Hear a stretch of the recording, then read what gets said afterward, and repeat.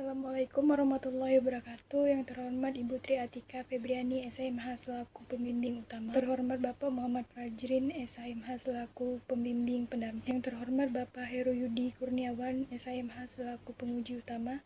Dan yang terhormat Ibu Nina Nike Lestari, SHMH selaku penguji kedua. Terima kasih atas waktu yang telah diberikan. Di sini saya akan mempresentasikan hasil penelitian skripsi saya yang berjudul Kekuatan Pembuktian dan Aspek Hukum Perlindungan Pengguna Tanda Tangan Elektronik yang Tersertifikasi Privy ID. Bab 1. Latar belakang, yang mana salah satu perusahaan atau aplikasi yang menyediakan jasa tanda tangan digital yang telah diakui oleh Menteri dan banyak digunakan oleh perusahaan ternama yaitu PT Privy Identitas Digital. Di dalam mekanismenya, penggunaan aplikasi ini memiliki persyaratan dan ketentuan yang harus disetujui oleh pengguna sebelum dapat digunakan. Terdapat beberapa poin dalam persyaratan dan ketentuan tersebut yang mana menurut penulis tidak selaras dengan peraturan. Dengan adanya hal tersebut, jika tidak adanya perlindungan hukum atau kepastian hukum, maka dapat menimbulkan terjadinya kerugian, mana kerugian tersebut akan menimbulkan konflik yang akan sampai pada proses pengadilan. Selanjutnya, di dalam suatu perkara perdata di pengadilan, pembuktian menjadi tolak ukur untuk kemudahan hakim dalam mengambil pertimbangan benar tidaknya suatu peristiwa. Masalah yang terlihat pada alat bukti tertulis, di mana alat bukti tersebut hanya dibagi menjadi dua jenis, yang mana keduanya menyebutkan harus berbentuk konvensional.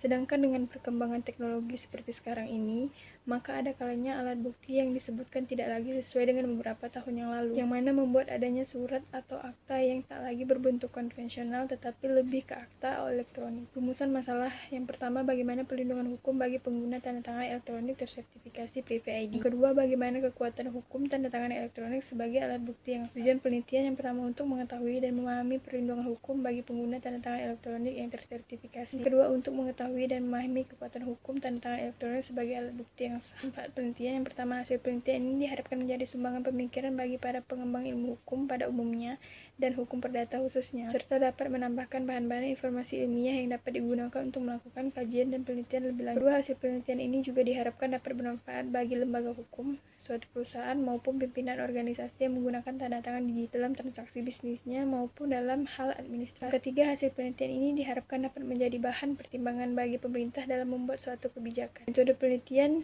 tipe penelitian yang digunakan dalam penulisan ini bersifat yuridis normatif. Pendekatan masalah yang digunakan dalam penulisan ini adalah pendekatan undang-undang. Pendekatan ini dilakukan dengan menelaah semua peraturan perundang-undangan yang bersangkut paut dengan permasalahan atau isu hukum yang sedang dihadapi. Adapun bahan hukum yang digunakan dalam skripsi ini terdiri dari bahan hukum primer, sekunder, dan tersier. Umum tanda tangan elektronik.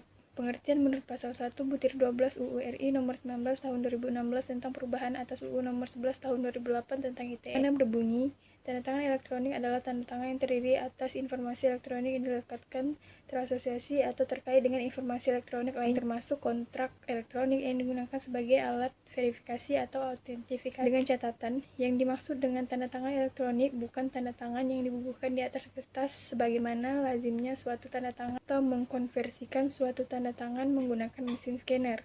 Tanda tangan elektronik diperoleh terlebih dahulu menciptakan suatu message digest atau hash, yaitu mathematical summary document, dikirimkan melalui cyberspace. Jenis tanda tangan elektronik di dalam peraturan pemerintah nomor 71 tahun 2019 tentang penyelenggaraan sistem dan transaksi elektronik, tanda tangan elektronik dibagi menjadi dua, yaitu tanda tangan elektronik yang tersertifikasi. Agar suatu tanda tangan elektronik masuk ke dalam klasifikasi ini perlu dipenuhi syarat, yaitu yang pertama, memenuhi validitas, daya hukum, serta dampak hukum pada tanda tangan elektronik. Kedua, memakai akta otentik yang dibuat oleh jasa penyelenggara sertifikat elektronik Indonesia, serta dibuat memanfaatkan generator tanda tangan elektronik terpercaya. Kedua, tanda tangan elektronik yang tidak tersertifikasi. Tipe tanda tangan ini dibuat tanpa dukungan dari eksekutor sertifikat Indonesia. Ketiga, sertifikat elektronik. Sertifikat elektronik adalah sertifikat yang bersifat elektronik yang membuat tanda tangan elektronik dan identitas yang menunjukkan status subjek hukum para pihak dalam transaksi elektronik yang dikeluarkan oleh penyelenggara sertifikat elektronik. Sertifikat elektronik itu sendiri adalah badan hukum yang berfungsi sebagai pihak yang layak dipercaya yang memberikan dan mengaudit sertifikat elektronik. Tinjauan Umum Privy ID PT Privy Identitas Digital didirikan di Jakarta pada Oktober 2016 oleh sejumlah anak muda milenial di bawah usia 30 tahun di berbagai bidang teknologi. Privy ID telah disahkan sebagai perusahaan berbadan hukum PT oleh Kementerian Hukum dan HAM RI Berdasarkan Putusan Menteri Hukum dan HAM RI Nomor AHU 004698 AH 0101 Tahun 2016.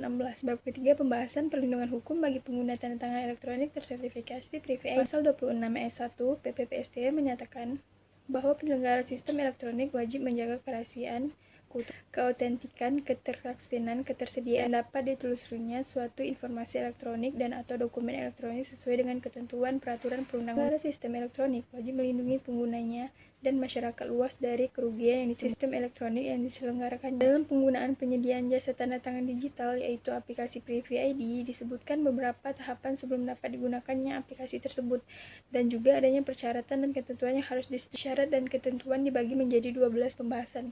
Yang menjadi permasalahannya dapat dibahas yang mana pada poin ke-7 pada pembahasan pembatasan tanggung jawab, yang mana disebutkan bahwa pengguna setuju bahwa PRIV tidak bertanggung jawab atas setiap akibat hal-hal sebagaimana yang telah disebutkan, termasuk namun tidak terbatas pada kehilangan data, kehilangan pendapatan, keuntungan pemasukan lainnya, dan atau kehilangan kerusakan atau cedera yang timbul dari penggunaan atas layanan PRIV. Hukum yang dapat diambil untuk mendapatkan perlindungan hukum dapat ditempuh dengan cara penyelesaian. Disebutkan juga di dalam pasal 38 ayat 1 Undang-Undang ITE menjelaskan bahwa setiap orang dapat mengajukan gugatan terhadap pihak yang menyelenggarakan sistem elektronik dan atau menggunakan teknologi informasi yang menimbulkan kerugian.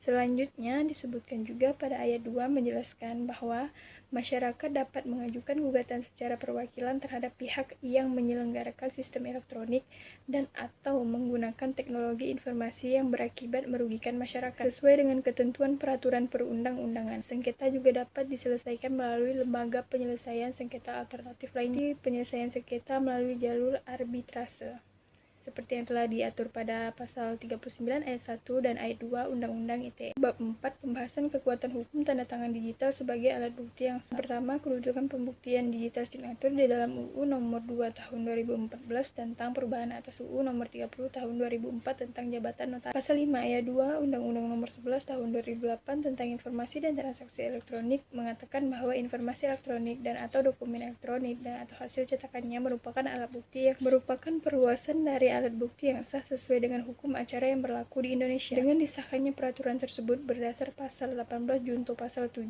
junto pasal 11 Undang-Undang Nomor 11 Tahun 2008 tentang informasi dan transaksi elektronik, maka dapat dikatakan kekuatan pembuktian dokumen elektronik tersebut yang di dalamnya ditandatangani dengan digital signature sama dengan kekuatan pembukti autentik yang dibuat oleh pejabat umum yang di dalam hal ini bias dikatakan sebagai pejabat notaris. Tetapi, peraturan tersebut bertentangan dengan ketentuan disebutkan dalam pasal 1 angka 7 Undang-Undang Nomor 30 Tahun 2004 tentang jabatan notaris. Dengan adanya pertentangan peraturan tersebut akan mengakibatkan apabila salah satu pihak mengajukan gugatan dengan alat bukti dokumen elektronik yang ditandatangani dengan tanda tangan elektronik sebagai alat bukti dokumen, maka dalam penyelesaian sengketa di pengadilan, hakim dituntut untuk berani melakukan terobosan hukum, karena hakim juga yang dapat memberi suatu vonis van der Rechter atau keputusan hakim yang tidak dapat didasarkan atas suatu peraturan hukum tertulis dan tidak tertulis. Selanjutnya, pembuktian digital signature di dalam UU Nomor 11 Tahun 2008 junto UU Nomor 19 Tahun 2016 tentang informasi dan transaksi elektronik. Bertanda tangan elektronik pada suatu dokumen elektronik dapat mempunyai kekuatan pembuktian di pengadilan, maka salah satu tanda tangan elektronik harus tersertifikasi, maka akan lebih terjamin autentifikasi dari sebuah dokumen. Disebutkan dalam pasal 152 ARFI ayat 2, pembuktian dapat dilakukan dengan menggunakan semua bentuk alat bukti, akan tetapi yang menilai dan menentukan kekuatan bukti dari suatu bukti yang diajukan adalah hakim, kecuali undang-undang menentukan lain. Suatu alat bukti dapat memiliki kekuatan bukti yang mengikat bagi hakim atau mempunyai kekuatan pembuktian bebas, dalam artian kekuatan buktinya diserahkan sepenuhnya kepada hakim. Dalam pasal 152 ayat 1 ARFI juga menyebutkan bahwa pada asasnya segala jenis alat bukti dapat dipergunakan atau diajukan dalam pembuktian di pengadilan kecuali undang-undang menentukan lain. Yang dimaksud berarti hukum pembuktian perdata di Belanda menganut sistem selain itu juga alat-alat bukti yang tidak tercantum dalam undang-undang diperbolehkan untuk diajukan. Bab 5 pada kesimpulan, penyelenggara sertifikat elektronik wajib menjaga kerahasiaan identitas pemilik sertifikat elektronik dari pihak yang tidak memiliki kepentingan. Upaya terakhir yang dapat ditempuh jika terjadi suatu sengketa adalah melalui jalur gugatan pengadilan dan ataupun melalui mekanisme alternatif penyelesaian sengketa lainnya. Informasi dan transaksi elektronik telah diakui secara sah dalam Undang-Undang Nomor 11 Tahun 2008 yang kemudian diperbarui dalam Undang-Undang Nomor 19 Tahun 2006. Dalam pasal 5 ayat 1 dan 2 disebutkan bahwa informasi elektronik dan atau dokumen elektronik hasil cetakannya adalah alat bukti hukum yang sah dan merupakan perluasan dari alat bukti yang sah. Dari definisi tersebut disimpulkan juga bahwa di dalam hal pada Undang-Undang Nomor 11 Tahun 2008 dapat menyampingkan Undang-Undang Nomor 30 Tahun 2004. Maka dari itu, kekuatan pembuktian dokumen elektronik yang ditandatangani dengan tanda tangan digital setara dengan akta oktentik. Caranya diharapkan pemahaman masyarakat mengenai tanda tangan elektronik yang tersertifikasi khusus. Tak hanya itu, masyarakat juga diharapkan menggunakan prinsip kehati-hatian dalam menggunakan metode digital pada saat ini. Tak lupa juga tanggung jawab penyelenggara sertifikat elektronik yang baik memberikan kepercayaan dan kenyamanan pada masyarakat. Pemerintah juga diharapkan dapat mengejar kemajuan teknologi dalam bidang pengaturan dan perlindungan hukumnya, yang mana terkait perlindungan data pribadi yang belum secara khusus diatur pada peraturan perundang-undangan. Sekian presentasi yang dapat saya sampaikan, kurang lebihnya mohon dimaafkan. Wassalamualaikum warahmatullahi wabarakatuh.